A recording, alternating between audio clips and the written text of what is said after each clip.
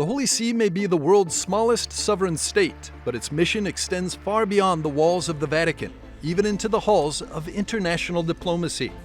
For decades, popes and their representatives have taken part in the work of international organizations such as the United Nations, bringing the Church's voice to global conversations on war and peace, social issues, and human rights. Para formar y mantener una familia, que es la célula primaria de cualquier desarrollo social. In this interview, Archbishop Ettore Balestrero, the Holy See's permanent observer to the United Nations, takes us behind the scenes of Vatican diplomacy, revealing how the Church continues to bring its moral voice to the world's most critical debates. For someone who thinks that the Holy See's work is mainly in the Vatican, St. Peter's Basilica, what would you like them to know about the Holy See's work beyond its own borders in other countries? If they come to the Vatican, they won't see me because I am in Geneva. So that's an evidence proof that it is not just inside the Vatican, but the Holy See is called to evangelize and to be missionary in the whole world and in all the fora.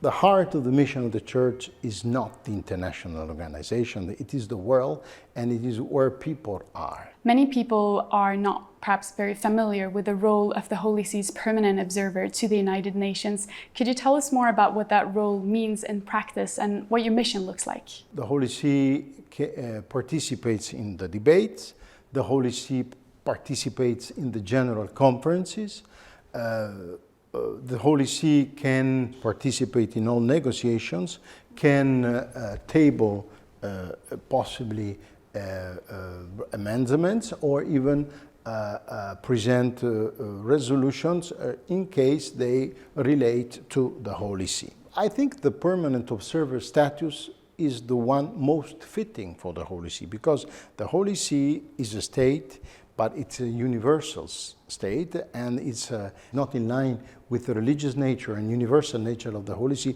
to take a specific stand on a strictly political issue. Secondly, we must say also that there is the requirement to adopt sometimes some documents regarding which we as Holy See and therefore as Catholic Church we have objections because their anthropological vision is not the one we share. What are some of the most important global concerns that you seek to address as the permanent observer on behalf of the Holy See? The tensions and conflicts that are unfortunately present in the world are increasing. We can say, they say about 65 conflicts all over the world. So it means that for the Holy See, it's very important to be relentless in promoting peace and in recalling mankind that peace is possible and even necessary. I think it is also somehow a mission of the Holy See to promote respect for international law, to work for the respect, of course, of the human dignity.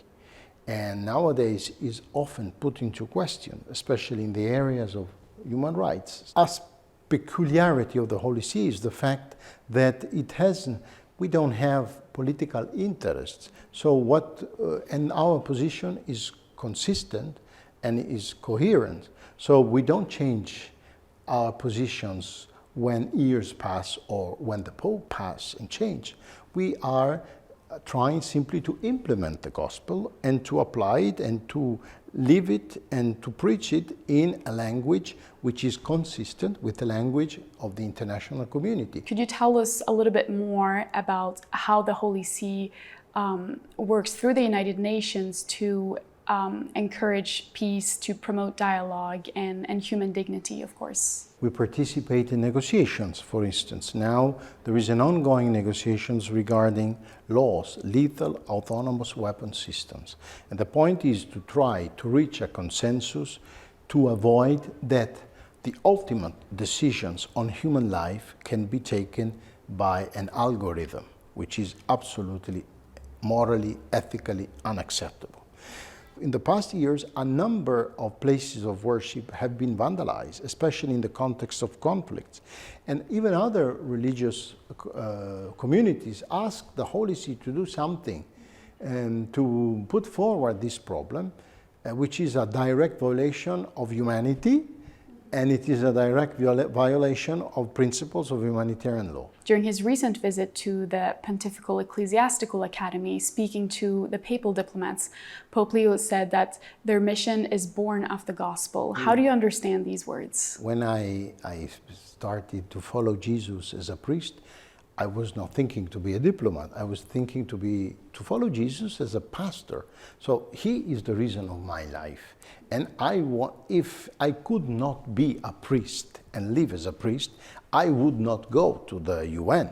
So I am there as a priest who is trying to evangelize and to reach out to all people who somehow are my parish or my diocese. And then it's an opportunity, I would say, for the gospel to be presented in an area and in a context which badly needs it, and where otherwise there wouldn't be anyone else. Thank you so much for your time, Your Excellency. Thank you very much.